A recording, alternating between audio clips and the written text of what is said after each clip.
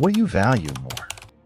Greater freedom, even if it comes with inequality, or greater equality, even if it means sacrificing some of your freedom?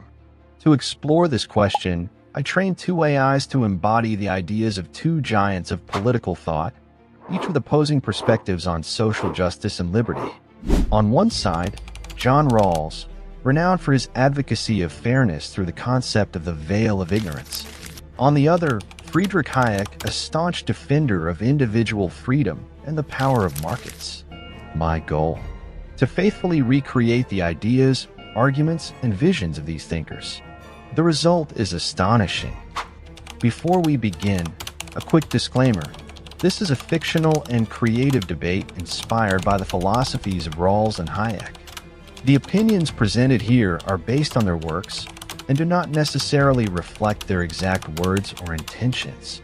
The purpose is to inspire thoughtful discussion and reflection in an educational and respectful way. This content is purely for informational and entertainment purposes. And, of course, don't forget to like this video, subscribe to the channel, and share your thoughts in the comments. Without further ado, let's dive into the debate. Gentlemen, let's begin our debate with a question that profoundly impacts all societies. What is the role of government in ensuring equality of opportunity? Consider a talented young person born into extreme poverty, with no access to quality education, trying to compete for a university spot against someone from a privileged elite. Should the government intervene to level the playing field, or can the free market address these inequalities over time? Professor Rawls, you may start. Thank you. This is a crucial question for building a just society. In my view, the government has a moral obligation to address inequalities that stem from arbitrary circumstances, such as where one is born or the wealth of one's parents. A talented but impoverished young person should not be excluded from higher education simply because they lacked access to the same resources as their more fortunate peers. This violates the principle of fairness. My concept of justice, based on the veil of ignorance, suggests that a just society should be organized in a way that offers the best possible opportunities to those in the worst conditions. This means the state must ensure that everyone has access to quality education, regardless of their initial circumstances. It's a fundamental question of morality. What kind of society do we want to build? One where talent and effort are rewarded, or one where inherited wealth dictates destiny? With all due respect, Professor Rawls, your argument is based on a flawed premise, that the government can correct inequalities without creating new problems, often worse than the original ones.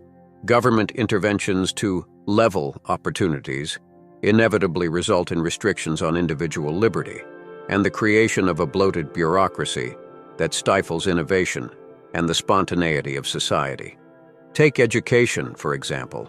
When the government centralizes the educational system and tries to ensure equal access for all, what we see in practice is a leveling down. Quality diminishes, and incentives for excellence are weakened. Moreover, this approach disregards the organic networks that emerge in a free market. Private schools, scholarships, and community programs naturally arise to meet demand without the need for a paternalistic state. Mr. Hayek, I respect your concern for individual freedom, but we must recognize that true freedom can only exist when basic life conditions are secured for everyone. Extreme poverty is not just a lack of resources, it's a prison that limits choices, opportunities, and the full development of human potential. A young person without access to education is not truly free, as their options are severely restricted from birth. You mentioned the spontaneity of the market, but it's naive to believe that it will resolve such profound inequalities on its own. The market is efficient at generating wealth, but it is blind to human needs. It treats people as economic resources, not as human beings with intrinsic dignity. And yet, Professor Rawls, it is precisely this intrinsic dignity that is threatened when we entrust the government with the power to decide who deserves more or less.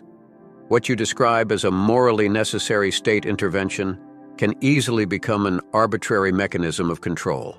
When the government takes on the role of equalizer, it not only addresses inequalities, but also creates new imbalances by concentrating power in its hands. True economic freedom allows people to create decentralized solutions. Consider the example of microcredit in impoverished communities. Without state dependence, Local entrepreneurs create opportunities for themselves and others. This is the power of the market. It fosters innovation and promotes social mobility. Microcredit is an admirable initiative, but it is insufficient in addressing the magnitude of structural inequalities we face. Relying on the free market means accepting that many talented young people will never have a fair chance to compete. Take the U.S. education system as an example. Poor communities often have underfunded schools, while wealthy ones enjoy well-equipped institutions. Is that fair? When the state redistributes resources to level the playing field, we're not denying freedom. We're ensuring a more meaningful freedom, the freedom to grow and compete on equal footing. And this is precisely where I deeply disagree. The issue is not the unequal distribution of wealth, but the concentration of power in a state that inevitably decides who benefits. This breeds dependence and discourages individual responsibility. Consider this. When you forcibly level the playing field, you also level aspirations. Societies that rely excessively on the state become apathetic, while those that trust the market stimulate entrepreneurship. History is filled with examples. Centrally planned economies failed because they ignored the spontaneous dynamics that arise from economic freedom. Your faith in the market is admirable, but profoundly naive. You cite failed centralized economies, but ignore the success of nations that have combined market freedom with strong state intervention to ensure opportunity. Scandinavian countries are a clear example. Correcting initial inequalities is not about leveling aspirations, but about enabling them to flourish. Without access to quality basic education, talent is wasted, and society as a whole suffers. Scandinavian countries are often cited, but their success is not due to excessive redistribution. It stems from free markets generating enough wealth to sustain these programs. Furthermore, even these nations now face the costs of over-reliance on the state, with stagnating economic growth and rapidly aging populations. You suggest the market is blind to human needs, but it is precisely the market's decentralization that allows personalized solutions to emerge. Governments, on the other hand, are prone to catastrophic errors when attempting to control systems as complex as an economy. Hayek, it's fascinating how you consistently underestimate the role of the state in promoting the common good. My argument is not for absolute control, but for a state that acts as a guardian of fairness. Allowing initial inequalities to persist is to abdicate our moral responsibility as a society. The next question takes our debate into a dilemma many societies face. To what extent should economic freedom be restricted for the sake of the common good? Let's imagine this scenario. A corporation provides thousands of jobs, but also significantly contributes to environmental pollution. Strict regulation could save the environment, but compromise millions of jobs. When should the government intervene in the free market to protect the common good? Mr. Hayek, please begin. Thank you.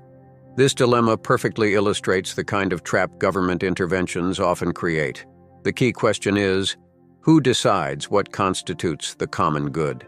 When the government assumes this role, it acts as a supreme judge, imposing unilateral solutions that frequently fail to account for the complexities of human and economic interactions. We live in a world where the market is the best mechanism for adjusting incentives and penalties. A polluting company shouldn't be eradicated by draconian regulations. Instead, it should be held accountable through market mechanisms, such as environmental taxes or incentives for clean innovation. When the market operates freely, it creates solutions that not only reduce pollution, but also preserve jobs and stimulate technological progress. Professor Hayek, your faith in the market is inspiring but also naive. The market is driven by profit, not the common good. Without regulation, companies that pollute will not only continue to harm the environment, but will also shift the costs of their actions onto the most vulnerable communities. An environmental tax might sound like a market solution, but it is insufficient without a robust system of oversight and regulation. Take the climate crisis, for example. Expecting the market to solve this problem alone neglects the scale and urgency of the challenge.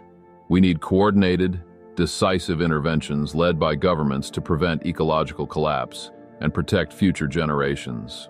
And yet it is precisely this urgency that makes interventionism so dangerous. When governments take sweeping, inflexible measures, they ignore more localized, adaptive solutions. You mentioned the climate crisis. I agree it's a serious issue. But what's the solution? Massive subsidies for green energy? These subsidies often distort markets and benefit political corporations, not the environment. In contrast, a free market incentivizes companies to adapt.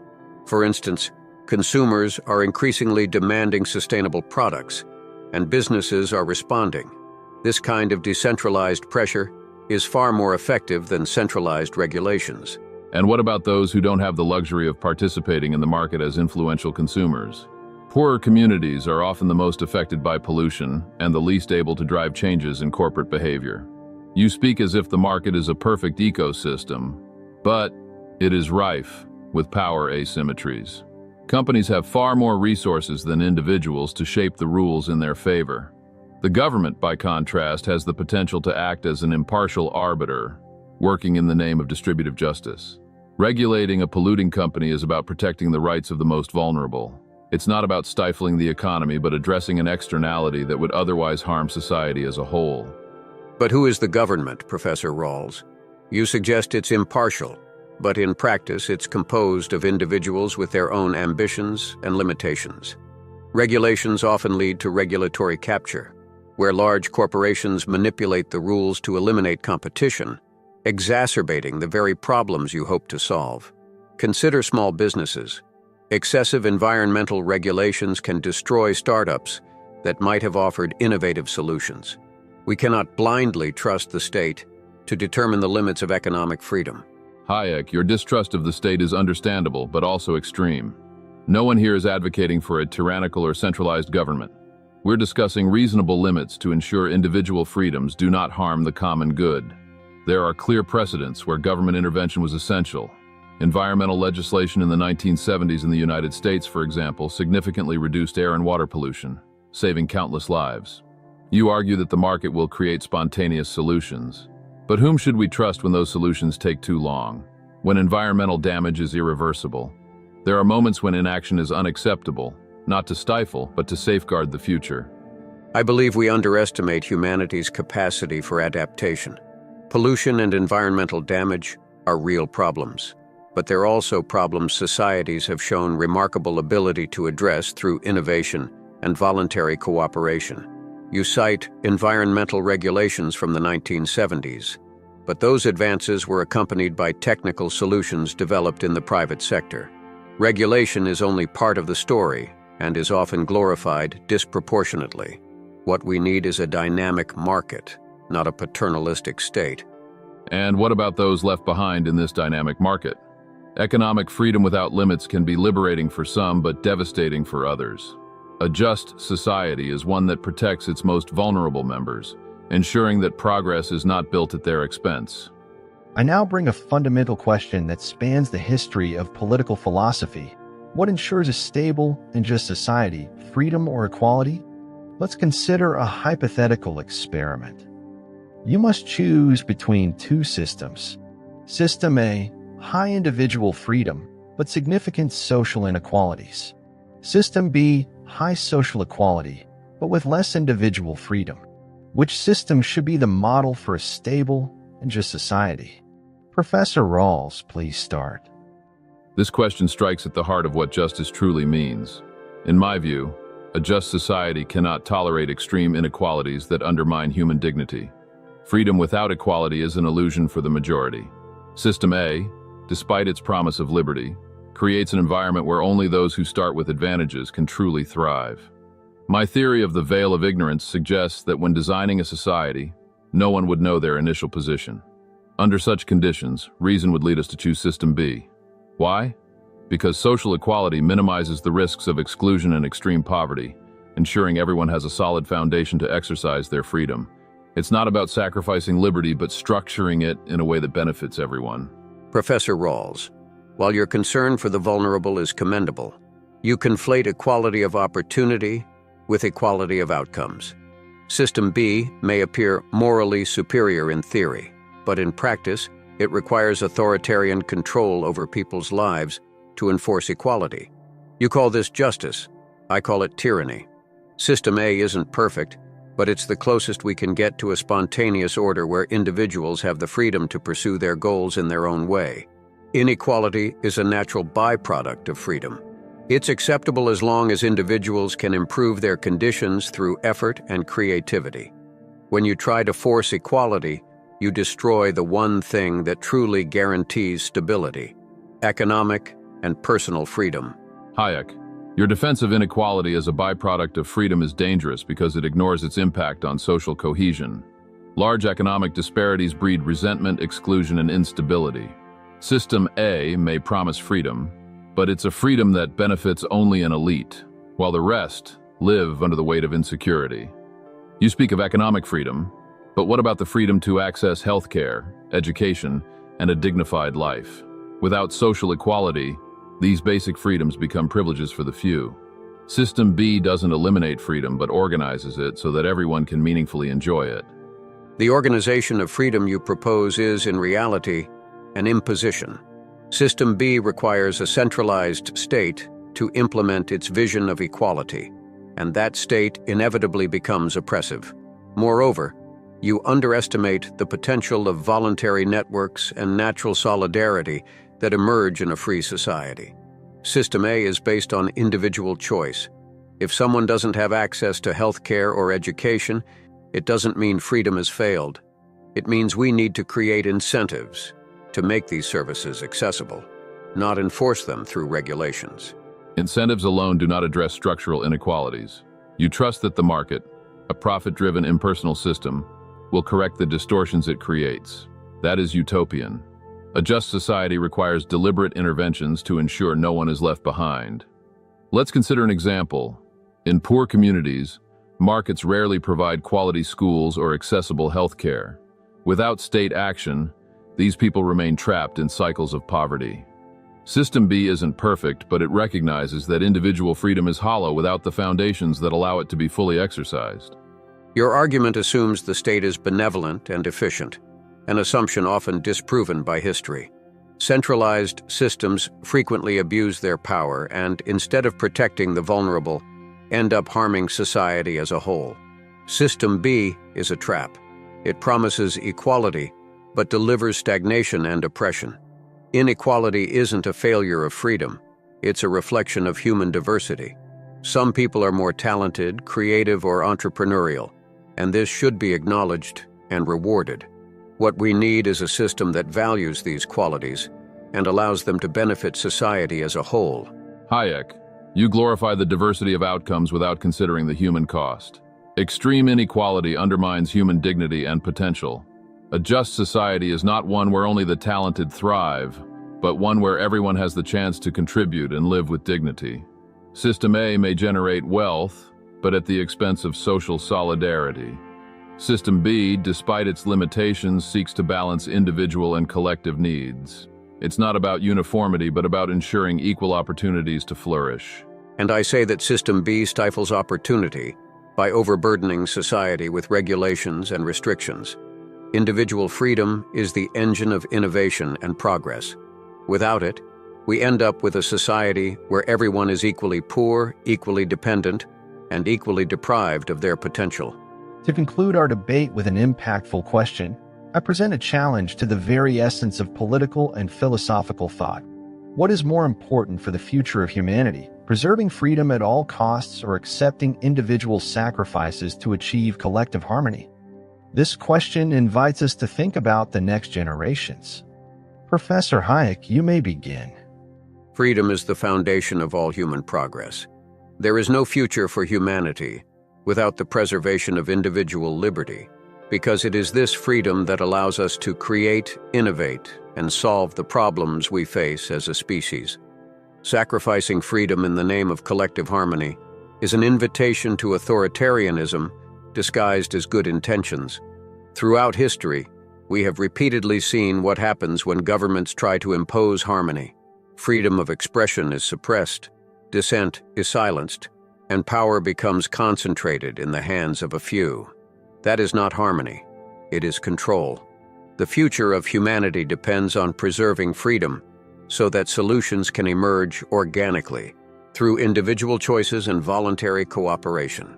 Your commitment to freedom is admirable, but it is also naive. You speak of freedom as if it exists in a vacuum, untouched by the social and economic conditions that sustain it. What is the value of freedom to someone trapped in a cycle of poverty or marginalization? Collective harmony doesn't mean the elimination of freedom, but its organization to benefit everyone. Accepting individual sacrifices is an act of moral responsibility, not submission. We're talking about ensuring that future generations have a habitable planet, access to education, and fair opportunities. This isn't authoritarianism, it's vision. Professor Rawls, the idea that sacrificing freedom today will guarantee a better future is a dangerous promise. There can be no collective harmony without individual freedom. When the state decides which sacrifices are necessary, it assumes a power that will inevitably be abused. Moreover, your vision ignores the ability of markets and civil society to address issues through innovation and spontaneous cooperation. Take environmental regulations, for example. You advocate for individual sacrifices in the name of the environment, but fail to acknowledge how market solutions, such as innovations in clean technology, can emerge without centralized impositions. Sacrificing freedom is a lazy solution. True harmony arises when people are allowed to work together voluntarily, not when they are forced to. Your faith in the market as a near-miraculous mechanism is misplaced. The market is not neutral. It favors those who already have resources and perpetuates structural inequalities. The idea that spontaneous cooperation will solve global problems like climate change is overly optimistic. Some challenges require coordinated and decisive action, something only a committed state can provide. Individual sacrifices don't have to be seen as losses, but as investments in a more just future. For example, environmental regulations may seem limiting now, but they save lives and natural resources in the long run. If that isn't freedom in its broadest sense, the ability to live in a viable world, then what is? Your trust in the state is troubling, because it ignores the unintended consequences of its actions. When governments take on the power to impose sacrifices, they often place the burden disproportionately on the most vulnerable. History is full of examples of well-meaning policies that failed because they overlooked the complexity of human interactions. Individual freedom is the greatest legacy we can leave to future generations. It drives creativity and problem-solving. By advocating for collective sacrifices, you're undermining this capacity and replacing it with a system dependent on coercion. Hayek, coercion is not the same as responsibility. When you drive a car, you are required to follow rules to protect yourself and others. Is that coercion? Or is it a social pact acknowledging that we live together and that our individual choices have collective consequences? The freedom you champion is incomplete because it ignores the structural barriers that prevent millions from fully exercising it. Sacrifices aren't a threat to freedom. They are the price we pay for a world where everyone can thrive, not just the privileged few. And I say that a world where freedom is sacrificed in the name of an illusory harmony is a world doomed to failure. Humanity is resilient precisely because we are free to seek our own solutions, learn from our mistakes, and innovate. When we rely on the state to determine what is best for everyone, we lose that flexibility and become dependent on systems incapable of keeping pace with life's complexity. And with that, we reach the end of this clash of ideas. Now we want to hear from you. Which side, in your opinion, presented the strongest arguments? The equity championed by Rawls, or the individual freedom advocated by Hayek? Share your thoughts in the comments and join the discussion. If you enjoyed this debate, don't forget to like the video, subscribe to the channel, and turn on notifications so you won't miss our next episodes. And of course, we want your suggestions. What other topics or thinkers would you like to see debated here? Your idea could be our next video, so stay tuned.